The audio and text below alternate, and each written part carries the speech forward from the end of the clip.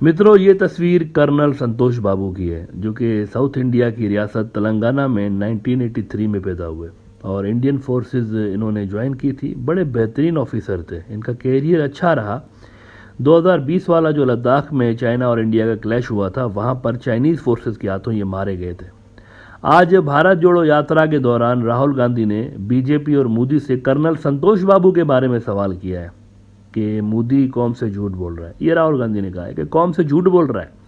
Patriotic जो Indians है ना, देखें उन बेचारों का दिल अभी भी 2 साल के बाद भी जल रहा है कि चाइना ने हमसे दिल्ली से भी बड़ा इलाका ले लिया और हमारे पीएम ने उनको उल्टा क्लीन चिट भी दे दी, ये कहकर के कोई घुसा ही नहीं है और कोई हमारा इलाका नहीं लेकर गया। आप जरा पहले राहुल गांधी साहब की स्पीच का ये हिस्सा सुने, फिर मैं इस पे आगे बात करता हूँ। आपको संतोष बाबू नाम याद होगा।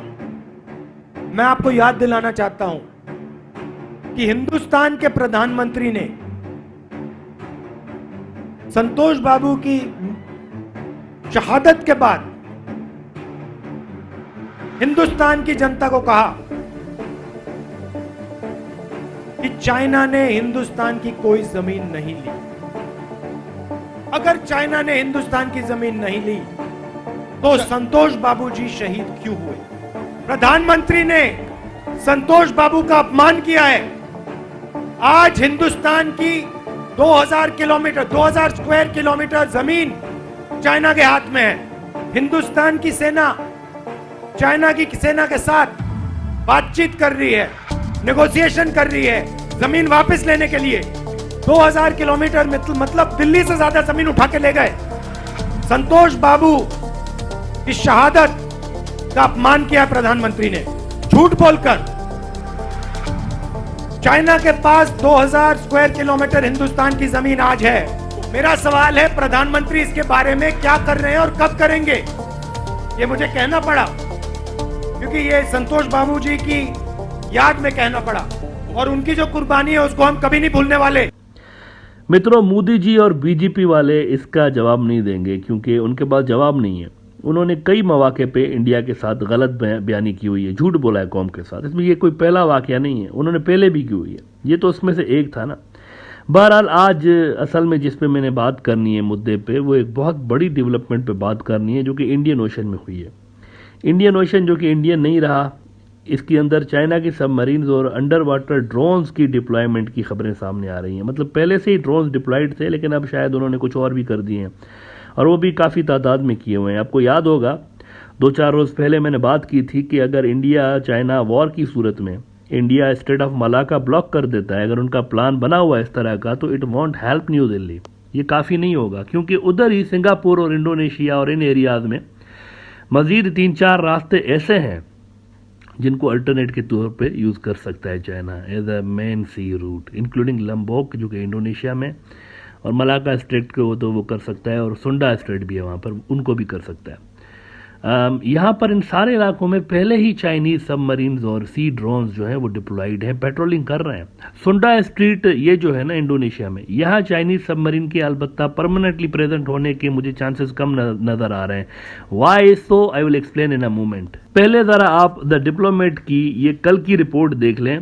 कह रहे हैं कि China's emerging surface presence in the Indian Ocean, from manned submarine to underwater drones, China's stepped up deployments in the region are concerning to India.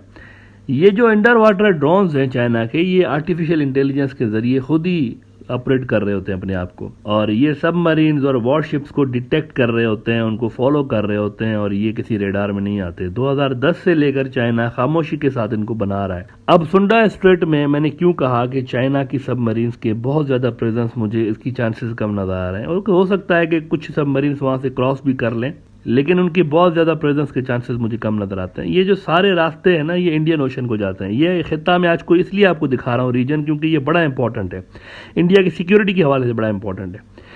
China जो है ना इंडियन ओशन में तब तक अपनी ग्रिप मजबूत नहीं कर सकता जब तक इंडियन ओशन को, चाइना से इंडियन ओशन जाने वाले रास्ते जो है ना, उन पे चाइना की जब तक ग्रिप नहीं होती, चाइना की इंडियन ओशन पर भी ग्रिप नहीं हो सकती। ये सारे जो रास्ते आपको दिखा रहा हूँ, ये दरवाजे हैं इंडियन ओशन तक जाने के लिए।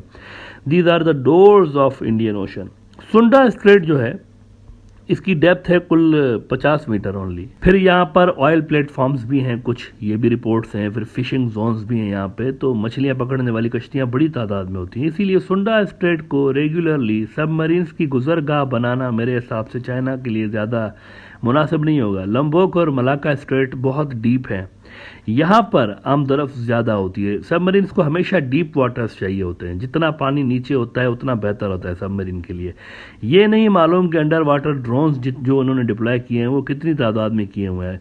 अलबत्ता 12 तो 2020 में जब ये गलवान वाला वाकया हुआ था ना, उससे कुछ हफ्ते पहले ही चाइना ने 12 तो तब डिप्लॉय किए थे। फोर्ब्स ने उस वक्त रिपोर्ट किया था कि China deployed 12 under water drones in Indian Ocean. तो इस वक्त जाहिर है उनकी तादाद कई गुना ज़्यादा होगी, कंसीडरिंग द फैक्ट के इस दौरान क्वाड की एक्टिविटीज़ भी यहाँ बड़ी हैं और मलाबार ड्रिल्स भी होती रही हैं इधर उधर चाइना को डराने के लिए। तो जाहिर है ये नंबर बढ़ चुका होगा।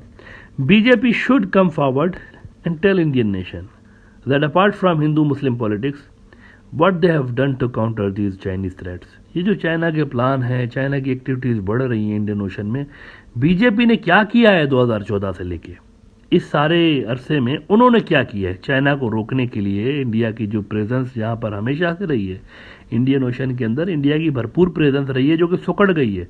इन्होंने क्या किया है इस अरसे के दौरान, ये बताना चाहिए इनको कौम को। वो तो मैं राहुल गांधी गलवान की बात कर रहा हूँ, ऊपर हिमालयास की, उसको छोड़े मैं ये नीचे की बात कर रहा हूँ। समुद्र में इन्होंने क्या किया है? वो तो चाइना का बॉर्डर है ना, ये तो बॉर्डर नहीं है समुंदर। यहाँ तो बहुत चाइना दूर है। वो चाइना किधर, साउथ चाइना सी, किधर इंडियन ओशन। लेकिन इंडियन ओशन में चाइनीज प्रेजेंस इतनी ज़्यादा, तो बीजेपी ने क्या किया है ये बताना चाहिए।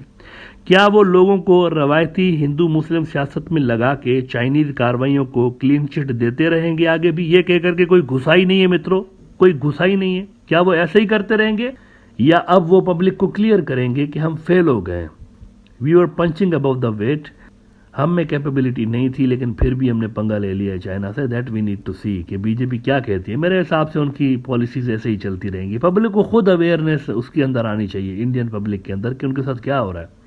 देखिए ये सारी चीज़ें हो रही हैं, गोदी मीडिया जो है सब अच्छा की रिपोर्ट दिखा रहा है, लेकिन रीजन के अंदर आपके सामने क्या कुछ हो रहा है।